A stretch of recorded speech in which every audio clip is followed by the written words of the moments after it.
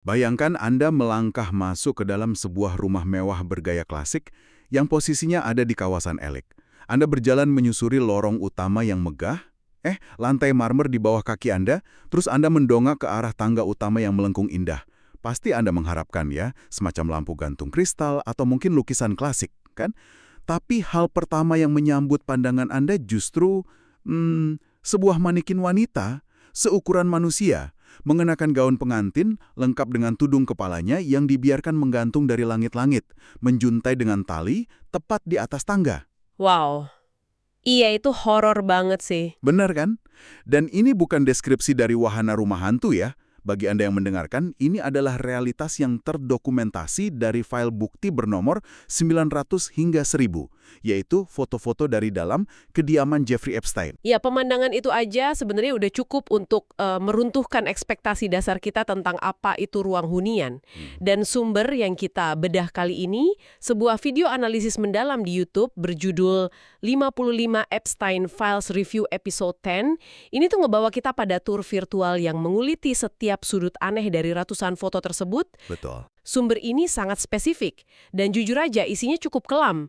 Jadi bagi Anda yang ikut duduk santai mendengarkan sesi penelusuran mendalam kita kali ini, misi kita hari ini bukan sekedar jadi turis yang melihat-lihat foto barang mewah atau dekorasi aneh. Kita mau ngebongkar apa yang diungkapkan oleh arsitektur, karya seni, dan detail-detail kecil yang mungkin terlewat oleh mata telanjang tentang sebuah psikologi yang sangat gelap. Psikologi kontrol, manipulasi, dan voyeurisme ekstrim. Tepat sekali. Karena kalau kita bicara soal seni yang menakut-nakuti, arsitektur yang mengawasi, dan dinding yang membungkam, kita berurusan dengan senjata psikologis. Ya, mari kita urai ini perlahan.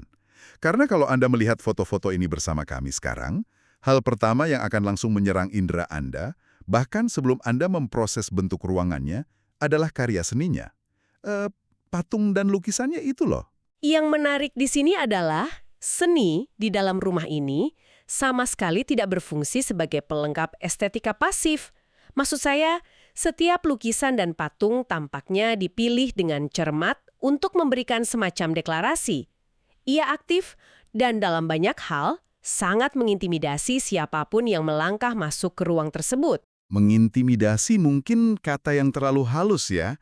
Narator dalam sumber kita ini sampai terdiam sesaat pas dia mencoba menjelaskan manekin pengantin yang digantung di tangga tadi dari berbagai sudut foto. Dan ingat, itu baru di lorong masuk. Iya, baru di depan pintu masuk, belum masuk ke ruang-ruang utama. Nah, begitu Anda bergerak lebih jauh ke dalam, Anda dihadapkan pada lukisan besar yang sangat mengganggu. Narator mendeskripsikannya sebagai figur-figur yang mengambang, kayak semacam parade iblis. Dia bahkan menarik garis paralel antara figur-figur tersebut dengan entitas bertanduk dari mitologi kuno seperti Baal atau Molek. Figur yang secara historis dikaitkan dengan kegelapan dan pengorbanan anak, kan? Bener banget. Sangat spesifik dan sangat meresahkan. Ya, pemilihan citra mitologi seperti itu sangat disengaja. Di ruang-ruang di mana orang kaya biasanya memajang, katakanlah, lanskap pedesaan yang indah atau potret keluarga yang menenangkan, ruangan ini justru diisi dengan representasi visual dari entitas yang menuntut penyerahan diri. Belum lagi pas kita masuk ke area yang saya sebut sebagai galeri predator. Ini gila sih. Di ruang tamu, Anda bakal menemukan patung singa yang sedang dalam proses mencabik-cabik leher seekor gazel. Di ruangan lain terpampang lukisan zebra yang perutnya dibelah terbuka sampai mengekspos bagian dalamnya. Sangat brutal, benar-benar memamerkan kekerasan secara terbuka. Dan yang paling bikin perut saya mual waktu narator menyorotinya adalah obsesi yang berulang terhadap figur anak-anak. Ada patung anak dari perunggu, ada lukisan anak di sudut ruangan yang minim cahaya, dan ini diselingi dengan motif-motif aneh kayak ornamen serangga raksasa yang menempel di dinding. Maksud saya, bayangkan Anda duduk di sana dikelilingi benda-benda ini. Pasti rasanya sangat tidak nyaman, sangat terasing. Ditambah lagi, semua benda makaber ini dibalut dalam cangkang kemewahan yang berlebihan. Cermin, perapian, bingkai pintu, semuanya dilapisi dengan aksen emas. Narator menyebutnya gold italics, Seolah-olah kemewahan itu sengaja dicetak tebal dan dimiringkan untuk memaksa Anda melihatnya. Ya, gold italics, metafora yang sangat bagus dari naratornya. Oh, dan di salah satu ruangan ada foto panorama awan biru yang sangat raksasa memenuhi seluruh dinding. Ini nyiptain kontras yang bikin pusing antara ilusi kebebasan di langit buatan itu dengan kenyataan gelap dan tertutup di dalam ruangan. Penjajaran visual itulah yang mengunci psikologi ruangan tersebut. Maksud saya, ada kontras tajam antara kekayaan yang tak terbatas, ya, kayak aksen emas, furnitur berukir, panorama raksasa tadi, dengan citra kematian dan mangsa yang sedang dikoyak. Itu yang bikin saya nggak habis pikir. Coba deh, kalau Andi memiliki kekayaan sebanyak itu, Anda kan punya akses ke karya seni terindah di dunia, kan? Maksud saya, bisa beli Monet atau Picasso. Bukankah memajang patung singa yang ngebunuh mangsanya di ruang tamu itu kontraproduktif? Secara logika orang biasa ya. Iya kan? Kalau saya diundang ke rumah seseorang dan melihat dekorasi yang secara harfiah bertema pemangsa dan mangsa, insting pertama saya adalah nyari pintu keluar terdekat. Mengapa seseorang dengan sengaja mengelilingi dirinya dengan hal seperti itu? Pertanyaannya sangat krusial. Dan yang menarik di sini adalah, pada masyarakat umum, ruang fisik adalah tempat kita memproyeksikan normalitas. Kita menyembunyikan sifat-sifat buruk kita, karena kita ingin tamu merasa nyaman. Betul. Kita mau pamer sisi terbaik kita. Nah, namun, bagi individu yang beroperasi di puncak struktur kekuasaan tanpa batas, mereka yang terbiasa melanggar hukum dan memanipulasi orang lain, seni itu tidak digunakan untuk bersembunyi. Seni digunakan sebagai saringan awal dan deklarasi dominasi. Saringan awal. Jadi semacam tes mental. Tepat. Memajang patung singa dan gazel bukanlah sekedar apresiasi terhadap seni satwa liar. Itu adalah cara nonverbal untuk mengatakan, di ruangan ini hanya ada dua peran, predator dan mangsa. Dan Anda sudah tahu siapa yang menjadi predator di sini. Ya ampun. Itu benar-benar ngubah cara saya melihat seluruh desain interior ini. Jadi, seni itu sebenarnya bukan ditujukan buat menghibur tamu penting ya. Itu melainkan sebagai bentuk intimidasi psikologis bagi korban. Betul. Tamu-tamu yang rentan mungkin tidak memproses secara sadar mengapa zebra yang dibelah atau manekin yang digantung itu bikin mereka gemetar. Tetapi alam bawah sadar mereka menyerap setiap sinyal ancaman itu secara terus-menerus. Sinyal bahaya yang nggak putus-putus. Ya, itu melemahkan mereka bahkan sebelum percakapan atau interaksi apapun dimulai. Atmosfer di mana kewaspadaan target dikuras habis-habisan oleh lingkungan sekitarnya. Dan seni predator itu jelas ngeruntuhin pertahanan mental mereka secara perlahan. Tapi, nah ini nih yang makin serem. Begitu mental seseorang mulai goyah, rumah ini sepertinya punya mekanisme fisik untuk mengunci mereka dalam kepanikan itu. Dan disinilah kita beralih ke hal yang secara struktural sangat meresahkan. Arsitekturnya? Ya, sumber kita menyoroti desain fungsional ruangan yang dibangun murni untuk observasi rahasia. Jika kita hubungkan ini dengan gambaran yang lebih besar, ini adalah desain ruang yang kita bisa sebut sebagai arsitektur voyeurisme.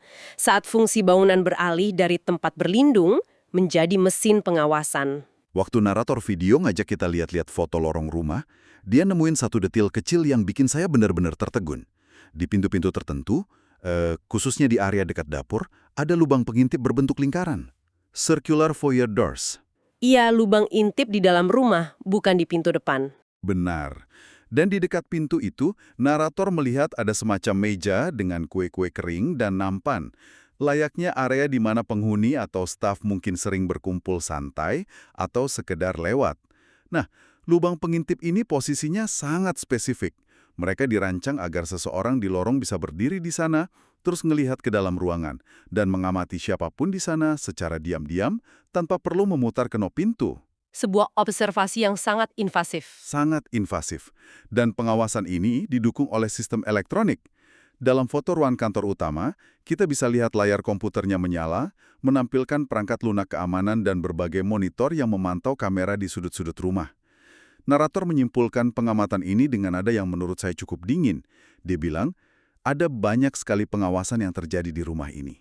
Lingkungan fisik ini direkayasa secara teliti untuk mengimplementasikan efek panoptikon. Tunggu, panoptikon, bisa dijelaskan sedikit buat pendengar kita? Tentu, Konsep panoptikon ini pertama kali digagas untuk desain penjara, di mana subjek yang diawasi tidak pernah benar-benar tahu kapan mereka sedang dilihat. Karena mereka nggak bisa memastikan kapan mata sang penjaga tertuju pada mereka, mereka harus secara konstan mengatur perilaku mereka seolah-olah mereka selalu diawasi, setiap detik. Wow, jadi kayak paranoid yang dipaksakan oleh arsitektur. Tapi tunggu sebentar, izinkan saya memainkan perang skeptis di sini.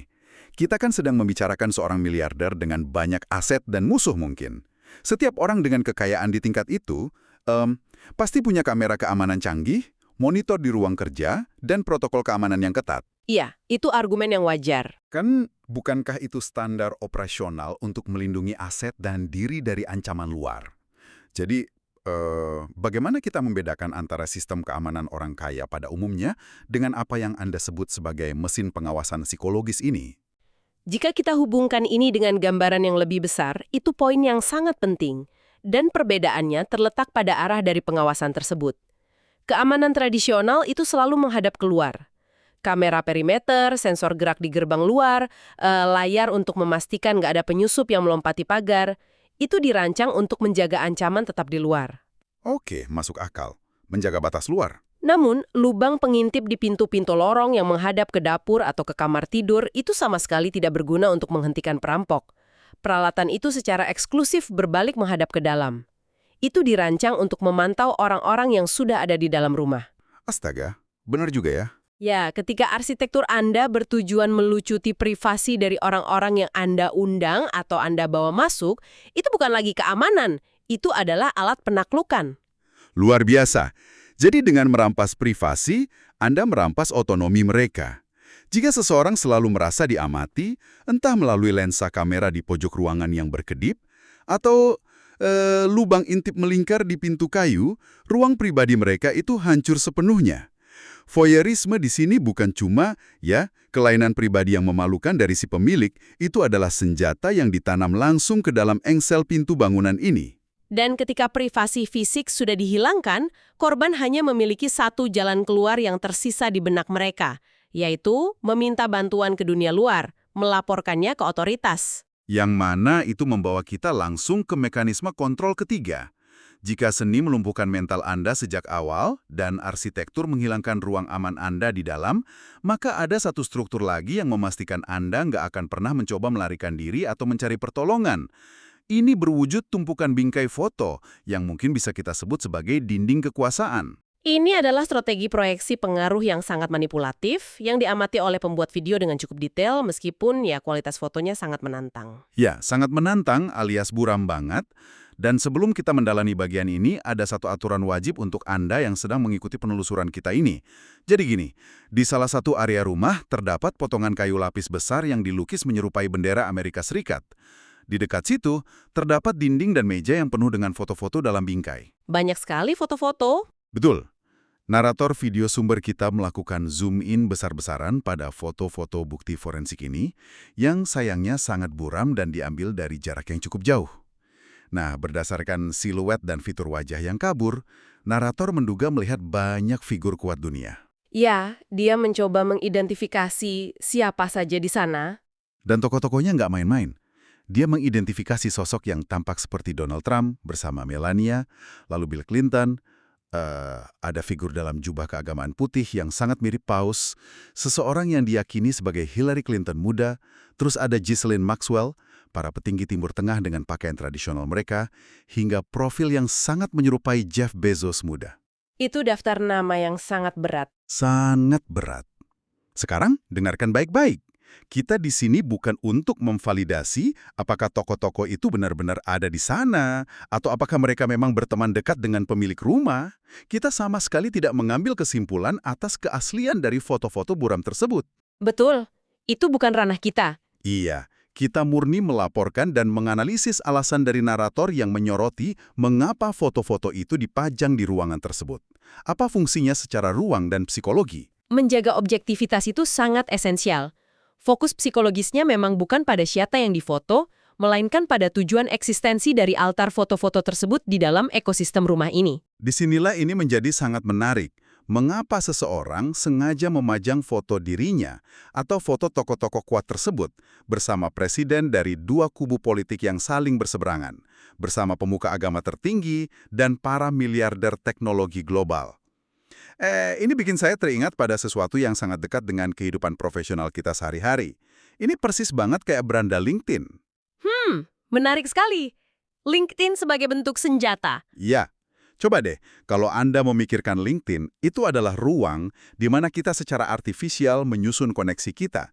Kita memamerkan siapa yang kita kenal, siapa bos besar yang mengendorse kita, semua itu untuk menunjukkan kepada calon klien atau atasan kalau kita punya legitimasi. Nah, dinding di rumah ini adalah LinkedIn versi dunia nyata, tapi dirancang khusus sebagai alat manipulasi yang sangat kelam. Saya paham maksud Anda. Itu bukan dipajang untuk sekedar nostalgia masa lalu yang manis. Ini adalah pameran legitimasi yang diubah fungsinya menjadi tembok penghalang bagi siapapun yang mau melawannya. Analogi yang sangat tajam. Dari sudut pandang perilaku, memajang kedekatan visual dengan puncak piramida kekuasaan, tidak peduli apakah kedekatan itu nyata, atau mungkin cuma sekedar pertemuan singkat 5 detik di sebuah pesta galang dana, atau bahkan sengaja dilebih-lebihkan, itu adalah taktik isolasi berlapis. Taktik isolasi. Maksudnya bikin korban merasa sendirian. Tepat. Bayangkan Anda berada di posisi seseorang yang rentan di rumah itu, mencari jalan keluar dan berpikir untuk pergi ke kepolisian untuk melaporkan kejahatannya. Anda akan melihat foto-foto itu dan langsung merasa sangat kecil, kan? Pesan diam-diam dari dinding itu berteriak dengan sangat keras. Kayak, lihat wajah-wajah ini. Mereka yang membuat undang-undang, mereka yang memegang kunci ekonomi dunia, mereka yang menentukan otoritas moral. Mereka ini adalah lingkaran saya. Ya, pesan yang sangat kuat. Jadi, kalau Anda mencoba melawan, kepada siapa Anda akan melapor? Polisi lokal? Agen FBI biasa? Anda nggak punya kekuatan sama sekali. Karena saya, si pemilik rumah ini, punya akses ke orang-orang yang bisa menghancurkan sistem itu sendiri. Tembok itu benar-benar adalah garis akhir dari kurungan psikologis. Ia menghapus harapan. Saat korban melihatnya, mereka menyadari bahwa institusi yang seharusnya melindungi mereka justru terlihat secara visual sedang berangkulan dengan orang yang menyekap mereka. Wow.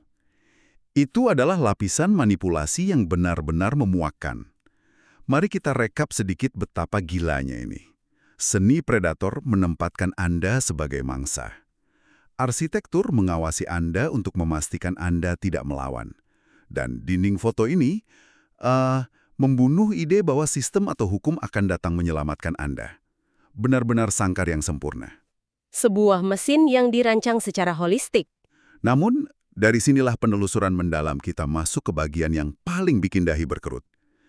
Narasi kita sekarang beralih dari apa yang ada di dalam foto-foto itu ke bagaimana foto-foto forensik ini diambil oleh pihak berwenang. Dan rasa frustrasi yang dialami oleh narator video saat meneliti file-file ini benar-benar menular ke saya. Ini memunculkan pertanyaan penting. Mengingat ini adalah salah satu operasi penggeledahan paling kritis dalam sejarah kriminal modern, metode dokumentasinya justru meninggalkan celah-celah rasionalitas yang mengganggu. Celah adalah kata yang sopansit.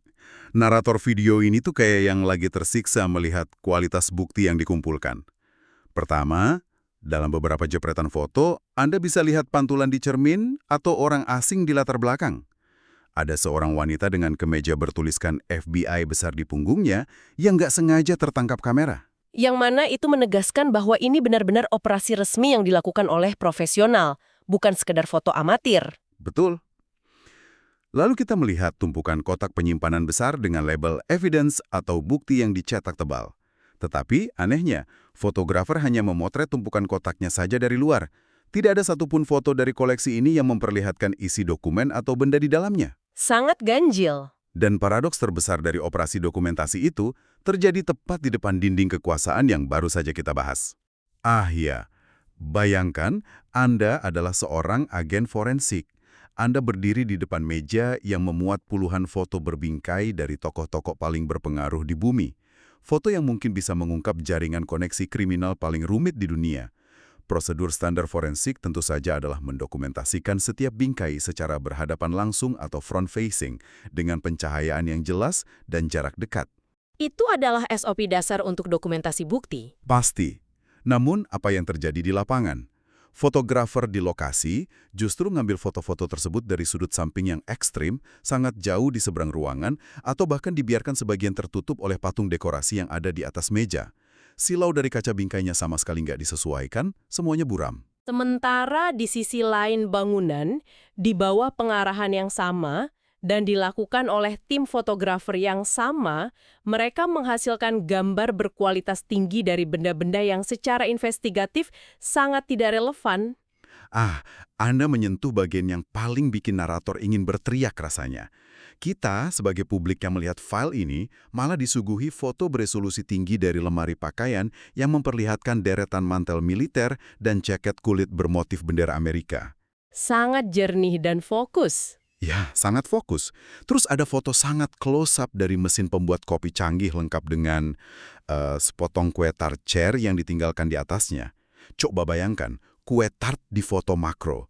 Bahkan, ada bidikan super tajam pada tumpukan buku di rak, menyoroti judul-judul seperti buku masakan vegetarian dan buku resep ukuran raksasa yang berjudul Roman Kitchen. Roman Kitchen, benda keseharian yang sangat banal. Jadi saya sungguh nggak mengerti bagaimana mekanismenya. Bagaimana seorang fotografer bisa memusatkan lensa kameranya, ngatur fokus dengan saksama, untuk mendapatkan kejernihan sempurna dari sebuah buku resep masakan Italia dan kue tart. Tapi ketika lensa yang sama diarahkan pada bukti krusial yang bisa menjatuhkan puluhan elit global, tangannya tiba-tiba seolah goyah dan memotret dari sudut miring di ujung lorong. Ini memunculkan pertanyaan penting mengenai bagaimana proses dokumentasi bukti ini ditangani. Anomali prosedural semacam ini memunculkan pertanyaan tentang dinamika institusional saat penggeledahan itu terjadi. Apakah ini murni kesalahan amatir, di mana petugas forensik hanya ditugaskan dengan instruksi longgar, seperti tolong potret ruangannya tanpa konteks investigatif? Kalau itu alasannya rasanya kok konyol banget untuk kasus sebesar ini. Betul. Atau kemungkinan kedua, apakah kegagalan memotret wajah para tokoh ini secara langsung merupakan manifestasi dari keraguan atau keengganan institusional? Kita memang tidak bisa menyimpulkan niatnya secara pasti dari sebuah foto yang buruk.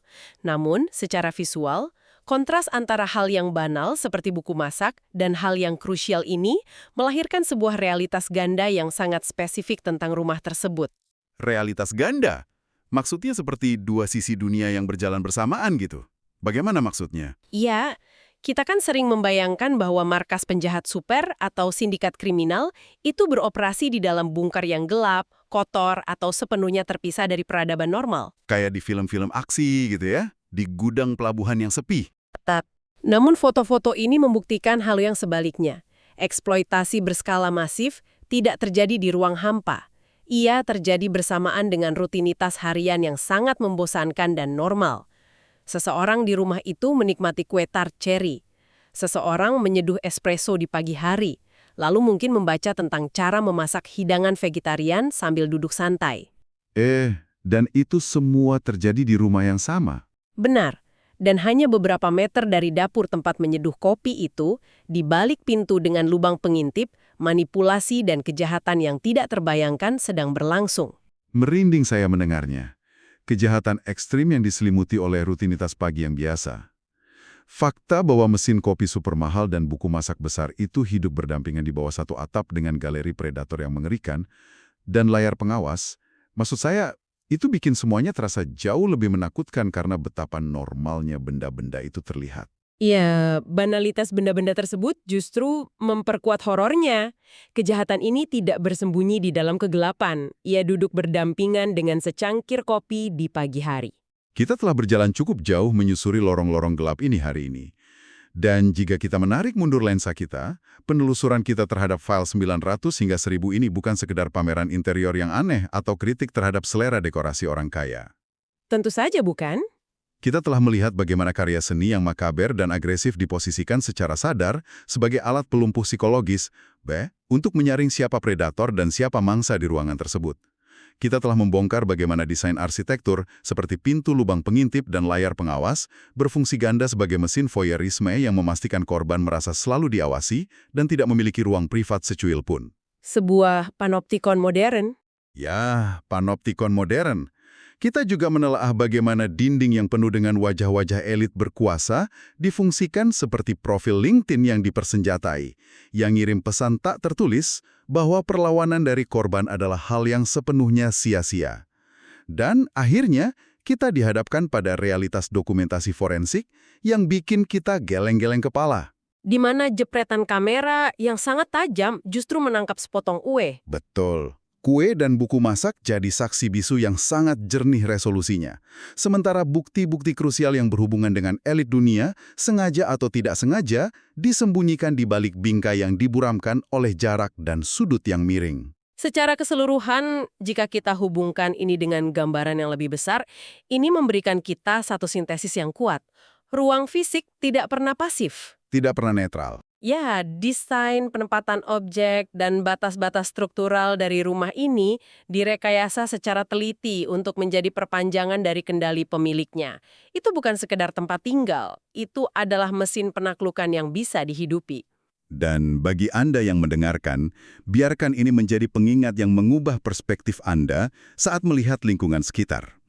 Ruang-ruang yang kita masuki setiap harinya, baik itu ruang rapat di kantor, lobi gedung perusahaan besar, maupun saat Anda bertamu ke rumah seseorang. Itu semua selalu mengomunikasikan sesuatu tentang nilai, tentang kekuasaan, dan bagaimana pemilik ruang tersebut memandang kita. Di rumah yang baru saja kita bahas ini, narasinya secara eksklusif dikurasi untuk mengagungkan dominasi dan menghapus otonomi orang lain. Sebuah studi kasus yang gelap namun sangat penting tentang psikologi ruang. Sangat penting. Nah, sebelum kita berpisah dan kembali ke ruang normal kita masing-masing, saya ingin meninggalkan Anda dengan satu pemikiran terakhir. Sesuatu untuk Anda bawa dan Anda renungkan sendiri nanti. Selama penelusuran mendalam ini, kita baru saja membedah area-area publik di dalam rumah tersebut. Iya, area yang relatif terbuka? Benar. Ruang tamu, dapur, area lorong, ruang kerja. Area-area ini secara logis adalah area yang memang didesain untuk dilihat oleh tamu yang lalu lalang.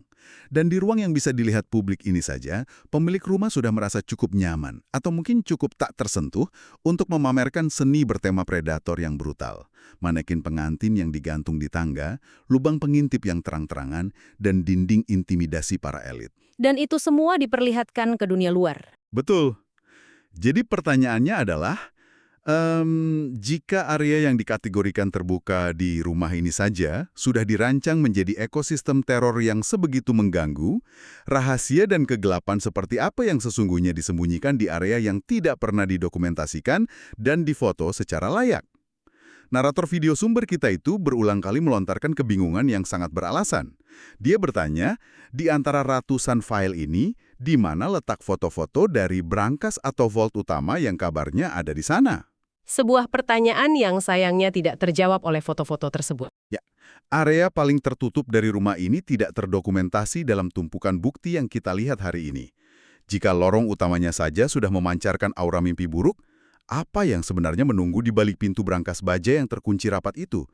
Biarkan misteri ruang kosong dan tak terdokumentasi itu menjadi sesuatu yang Anda renungkan.